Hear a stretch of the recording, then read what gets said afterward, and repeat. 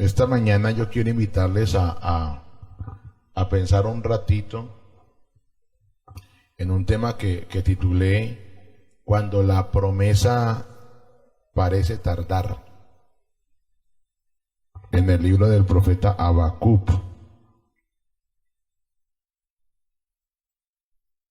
Libro del profeta Habacuc.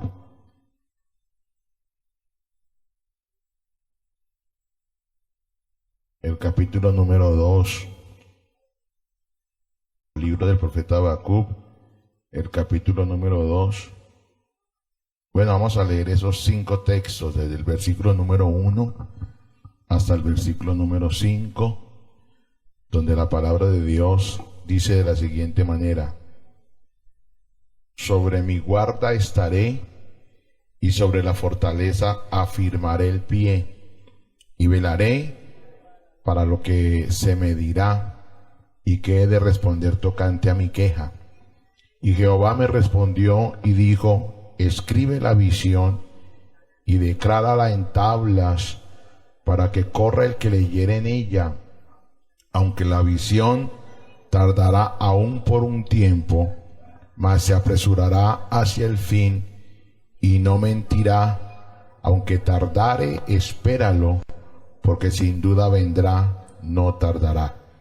He aquí que aquel cuya alma no es recta se enorgullece, mas el justo por su fe vivirá. Y también el que es dado al vino es traicionero, hombre soberbio, que no permanecerá. Ensanchó como el Seol su alma, y es como la muerte, que no se saciará.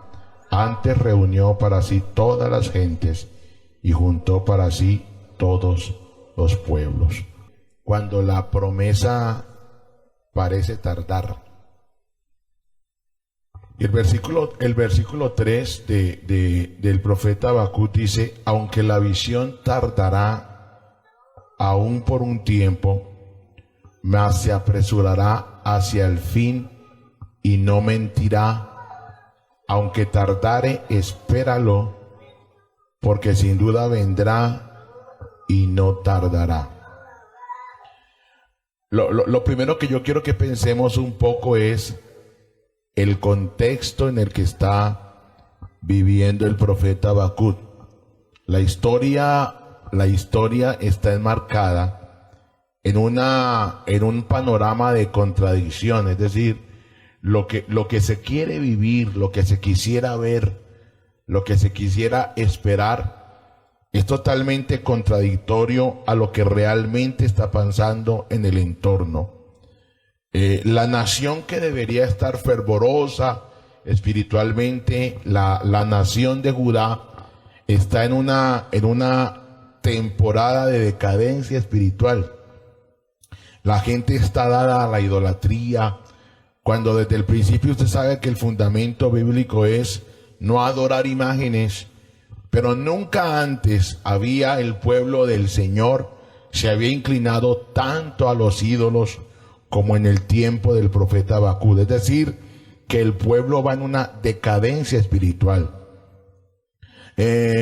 Las leyes que se habían fundamentado para la nación estaban siendo quebrantadas. Nada extraño a lo que vemos hoy en día. Las leyes están, pero nadie las quiere respetar. Incluso los llamados a imponer la ley estaban pasándose todo por la borda, y parecía que ese tiempo de injusticia estaba ganándole a un pueblo que quería vivir bajo la justicia divina.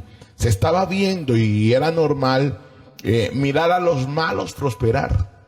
Eran los malos los que estaban prosperando, y la gente buena, la gente justa, estaba sufriendo las inclemencias de los malos prosperando y los buenos sufriendo. ¿Cuántos damos gloria al Señor?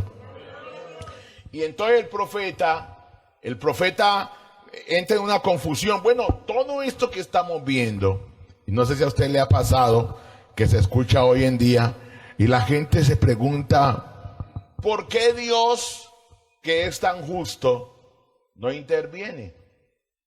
Es exactamente lo que le está pasando a Habacuc. Habacuc dice, bueno, y todo lo que estamos viviendo y nos hablan de Dios, un ser justo, un ser bueno, un ser maravilloso, pero ¿por qué no interviene? Es lo que Habacuc quiere que le respondan. Habacuc no estaba luchando contra la ausencia de Dios, escuchen bien. Habacuc sabía que Dios es real, que Dios es poderoso, pero lo que Habacuc no entiende es por qué Dios está calladito, en silencio. ¿Por qué no habla? ¿Por qué no aparece? Yo quiero decirles a ustedes, gente bonita, que la prueba más difícil no es cuando Dios dice no. La prueba más difícil es cuando parece que Dios no dice nada. Porque cuando el papá se le queja al hijo y le dice o le llama la atención por algo, pues el hijo determina, está enojado, está contento, no le agradó lo que hice. Pero lo más duro para uno como hijo era cuando el papá no hablaba. Yo creo que los hijos míos sufren mucho porque yo hablo una sola vez y no vuelvo a decir nada. Eso es más duro, ¿no? Entonces Habacuc dice, bueno, ¿por qué Dios no dice nada? Y cuando Dios responde, las respuestas de Dios siempre suelen responder. En el capítulo 1 le dice que Él va a levantar, mire la manera en que Dios opera. En el capítulo 1, Habacuc está aterrado porque Dios no dice nada. Pero cuando Dios decide responder, mire la manera en que Dios responde. Dios le dice a Habacuc que Él va a levantar a los babilonios, a los caldeos, para corregir a Judá. Y yo quiero que usted entienda eso, gente bonita, porque el Señor le dice a Habacuc, listo, yo voy a reprender a Judá, a mis hijos los voy a reprender, pero voy a levantar a los babilonios para hacerlo a través de ellos. Entonces, ahí es donde Habacuc se manda la mano a la cabeza. Es increíble cómo Dios va a reprendernos a nosotros, levantando a los impíos por encima de nosotros. Y es allí donde cobra vigencia que nosotros al diablo no le debemos absolutamente nada. Escuche bien, porque uno, ese diablo cochino. No, el diablo quisiera tener la facultad de poder hacer algo en contra nuestra. Pero cada vez que el diablo quiera hacer algo en contra nuestra, tiene que someterse a la orden de Dios. No, usted no me escuchó eso. El diablo no tiene autoridad sobre nosotros. Nosotros estamos bajo la autoridad de nuestro Dios. Al Señor démosle la gloria. Al Señor démosle la gloria. Entonces Habacuc se confunde más. Y cuando usted lee el libro del profeta Joel, el Señor le dice a Joel, porque está mirando cómo es que viene una plaga y aparece otra plaga para comerse los sobrados del anterior. Y se come a la plaga anterior, pero también se come los sobrados. La oruga, el saltón, el revoltón y la langosta. Eso dice la Biblia, ¿no? Oruga, saltón, revoltón y langosta. Y la oruga se levanta y se come todas las plantas y el pueblo ya no tiene verdura para almorzar. Y entonces se levanta el saltón y se come a la oruga y la gente dice, gloria a Dios, se acabó la oruga. Pero el saltón se comió lo que dejó la oruga. Y entonces el pueblo siguió en decadencia. Y entonces, Dios mío, ¿y cómo hacemos para matar el saltón este que levantó? Y entonces apareció el revoltón y se comió al saltón. Y la gente, gloria a Dios, se acabó la plaga. Pero el revoltón se comió lo que había dejado la anterior. Y ahorita, ¿cómo hacemos para acabar con el revoltón? Y aparece la langosta. Gloria a Dios que se acabó el revoltón. Y todo el mundo amando la langosta. Pero la langosta se comió los sobrados. Es decir, una detrás de la otra y las cosas parecían que iban de mal en peor. Una devastación absoluta. Y entonces el Señor Cuando Joel le pregunta, ¿y eso qué es, Señor? Y el diablo, y el bendito diablo, y ese cochino diablo. Y el Señor le dice, no, son mi gran ejército que envié contra ustedes. ¿Entendieron eso, gente bonita? Al diablo no le debemos ni lo bueno ni lo malo que nos pasa. Todo lo que nos sucede es porque Dios lo permite. Pero no se equivoque, que no lo hace para destruirnos. Lo hace para que nosotros actuemos como el hijo pródigo. Volvamos en sí. Para que nos volvamos a fijar en Él. Para que nos volvamos a acudir a Él. Para que volvamos a llamarle a Él. Aleluya. Bendito sea el nombre del Señor. Y a mí me aterra la manera como Habacuc se sorprende. Dice, Dios mío, la situación entonces está maluca. Usted cómo es que nos va a poner a un pueblo más pagano, más religioso, más peligroso. Están prosperando mucho, pero cómo usted nos va a reprender a través de ello. ¿Cómo puede Dios usar una nación más perversa para disciplinar a su pueblo? Y es ahí donde nosotros tenemos que entender algo muy importante. Iglesia bonita, Dios siempre está obrando, aunque no siempre nos explique. Quisiéramos que nos explicara, pero Él es soberano. Le va a repetir eso. Nosotros quisiéramos que Dios nos explicara, pero Él es soberano. Dejémosle que obre, dejémosle que haga lo que tenga que hacer, aunque no entendamos. Sometámonos a su respuesta, aunque no siempre sea la mejor para nosotros. Aleluya. Aunque pareciera que viene una plaga mucho peor, les aseguro que a su tiempo Dios nos sorprenderá con su extraña operación. A ver, ese aplauso para mi buen Dios. Aleluya. Aleluya. Lo que Dios está haciendo detrás del escenario es más grande que lo que tus ojos alcanzan a ver delante del escenario. O sea, lo que estamos viendo es destrucción, fracaso, mortandad, amenazas, secuestros, y todo pareciera que se está dañando. Eso es el escenario que estamos nosotros visualizando a la distancia o muy cerca de nosotros, en nuestro entorno. Es lo que estamos viendo, pero lo que Dios está haciendo por detrás, aunque usted no lo vea, siempre será muchísimo mejor. Al Señor démosle la gloria. Al Señor démosle la gloria. Y es por eso que encontramos, no sé si estén ahí en Decon, ¿hay alguien allá?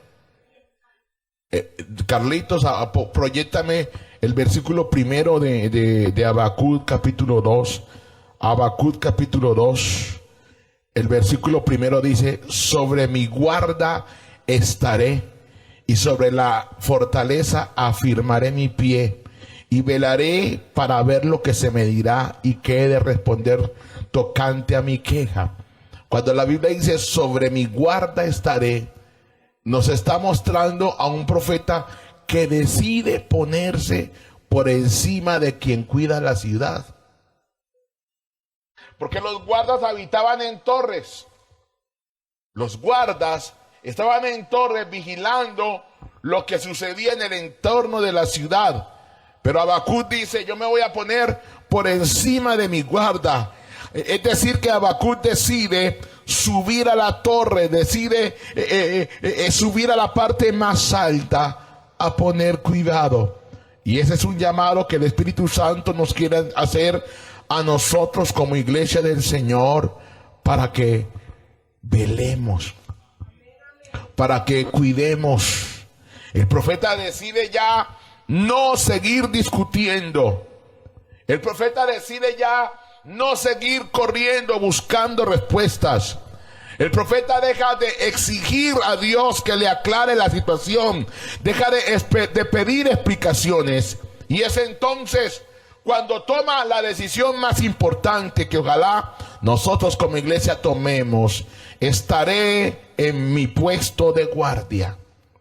Me voy a poner a vigilar desde la posición que me corresponde. Me voy a poner en la posición de vigía, de cuidado. Voy a ponerme a prestar atención a todo lo que me está pasando. Voy a cuidar de mi viña, voy a cuidar lo que yo soy, voy a poner cuidado a lo que se me ha entregado. La torre, iglesia bonita, esa torre donde el Señor nos invita esta mañana para que encaramemos, representa intimidad, representa el lugar donde podemos esperar con tranquilidad, representa esa vigilancia espiritual que cada uno de nosotros debe tener, representa tener confianza en medio de tanta incertidumbre. El día que nosotros como iglesia volvamos a subir al monte de Jehová, ¿quién subirá al monte de Jehová? ¿Y quién estará en su lugar santo?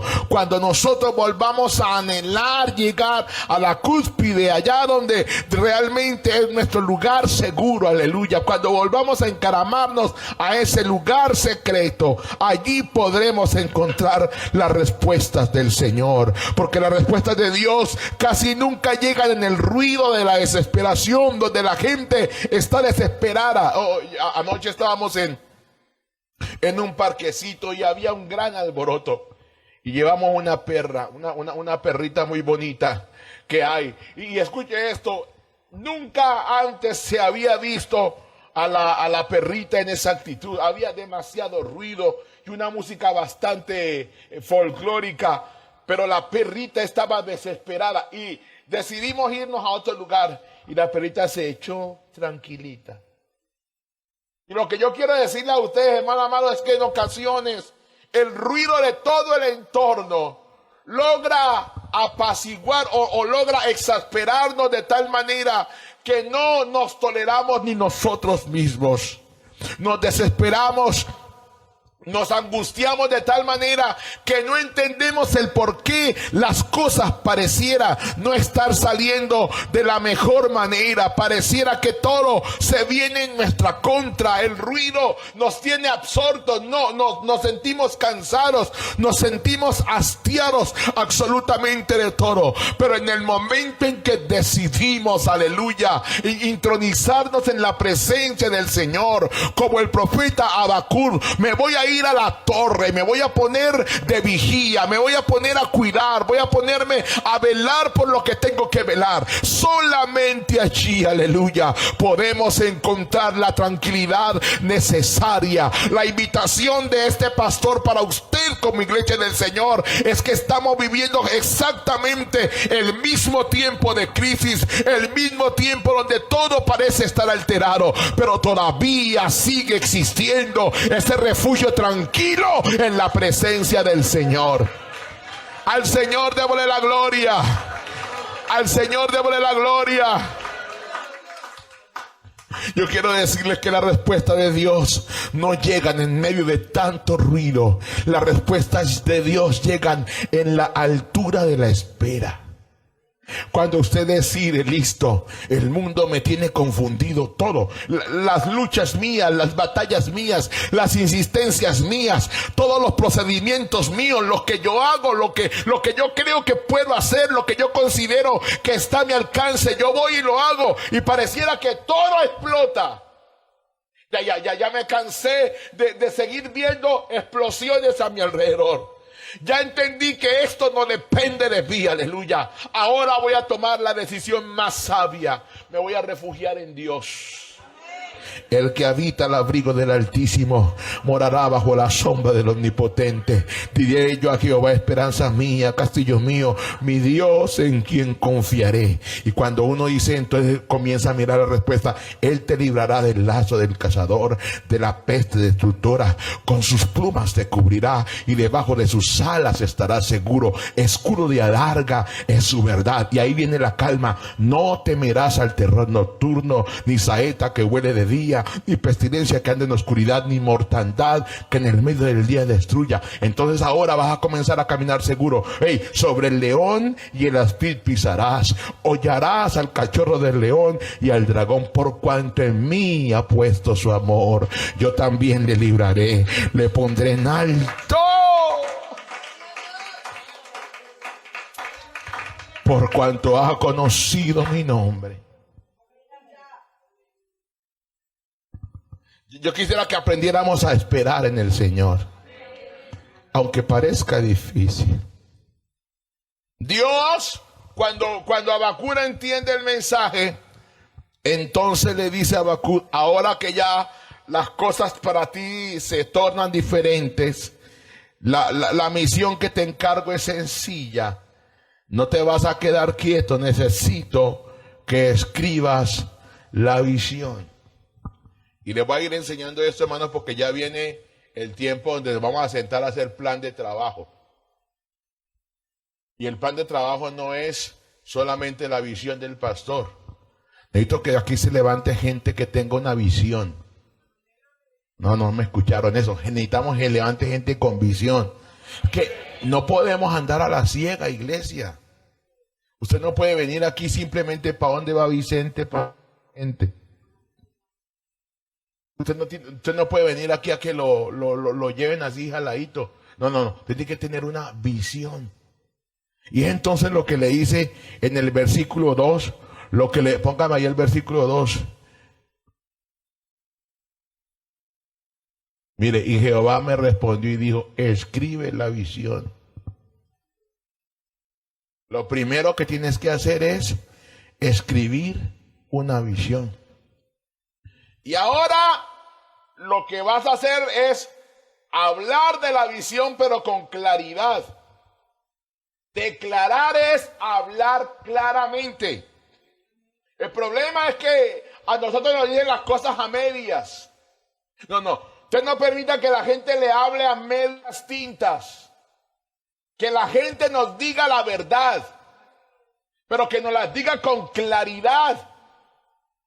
Hay visiones opacas, visiones oscuras. No camine donde las cosas no sean transparentes.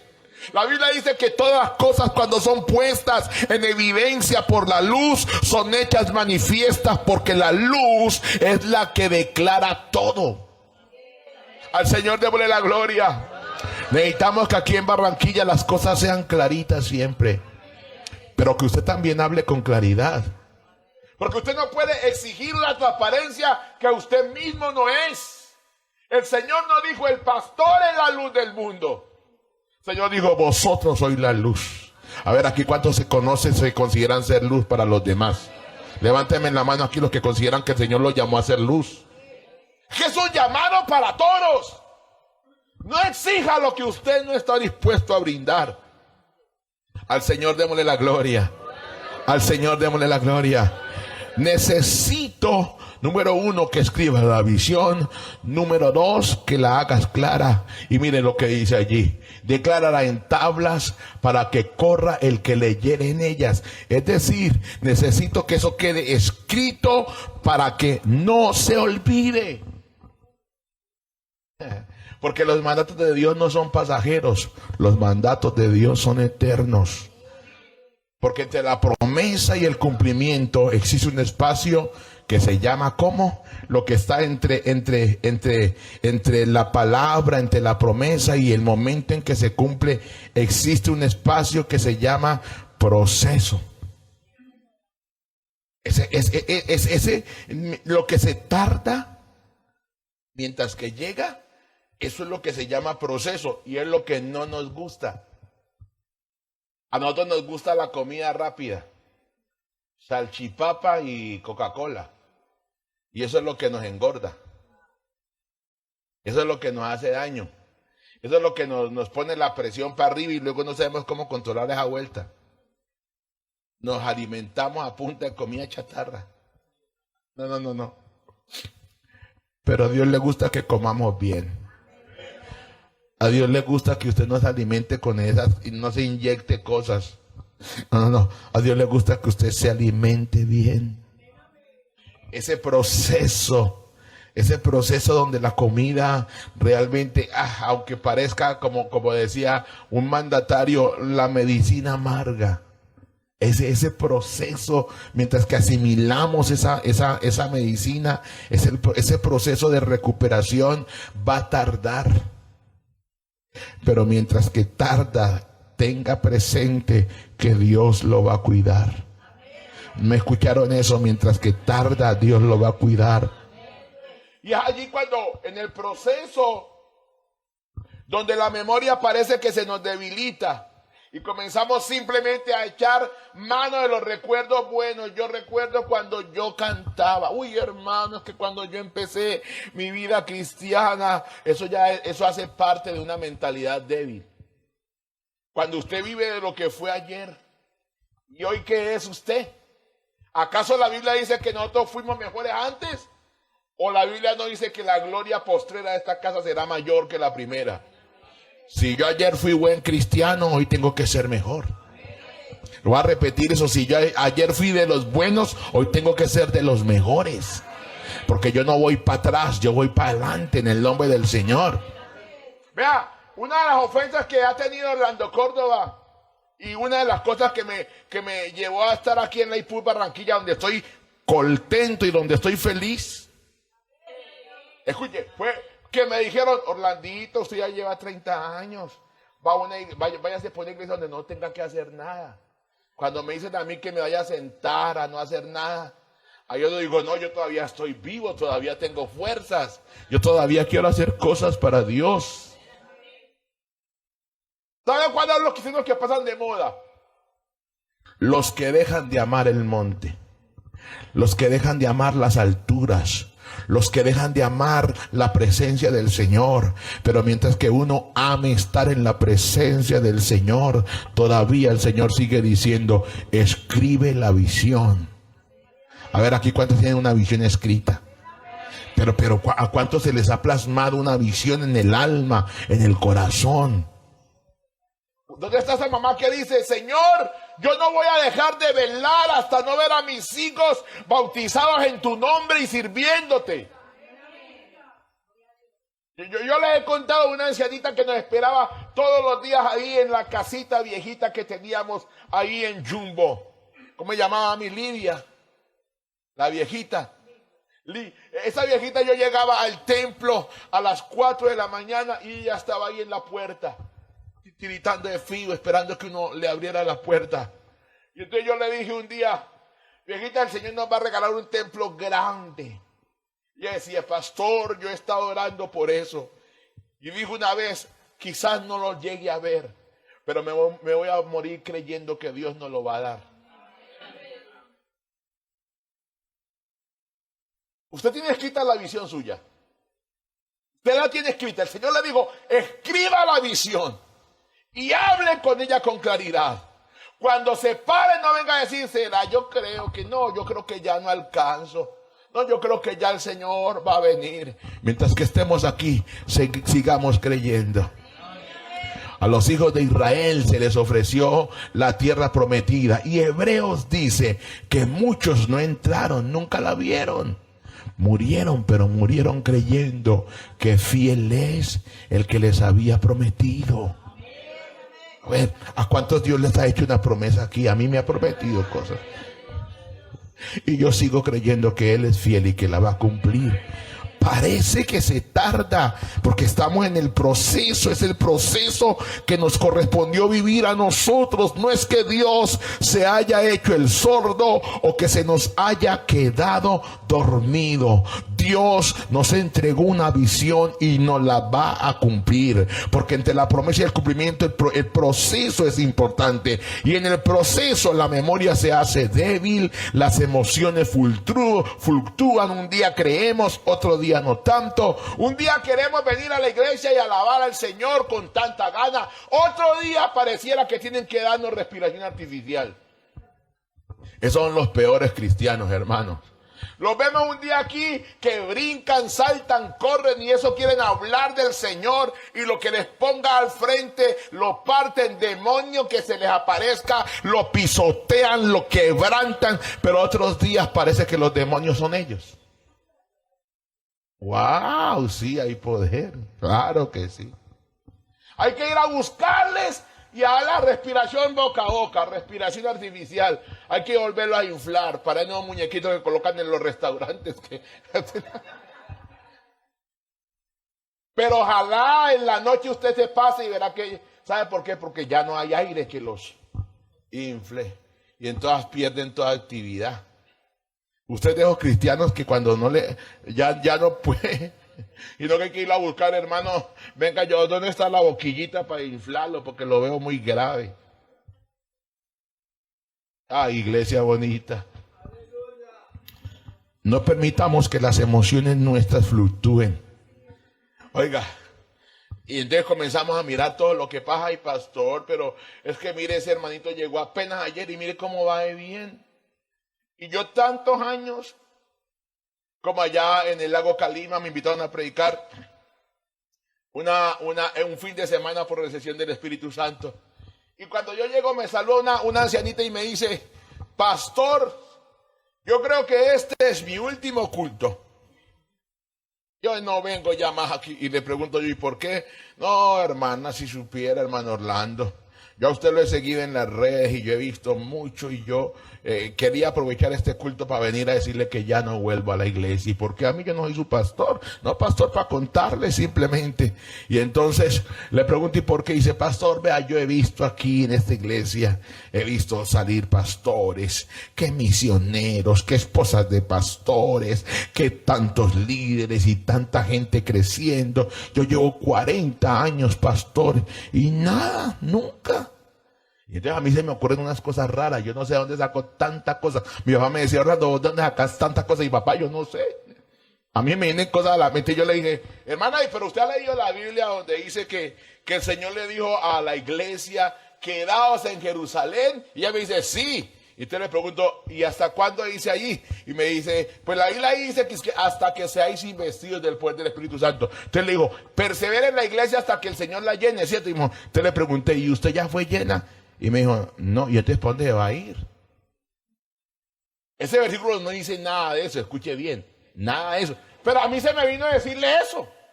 Decirle, ¿hasta cuándo tiene que estar en la iglesia? Y dice, no, para allí hasta que sea lleno. Ah, bueno, entonces ¿para dónde va a ir?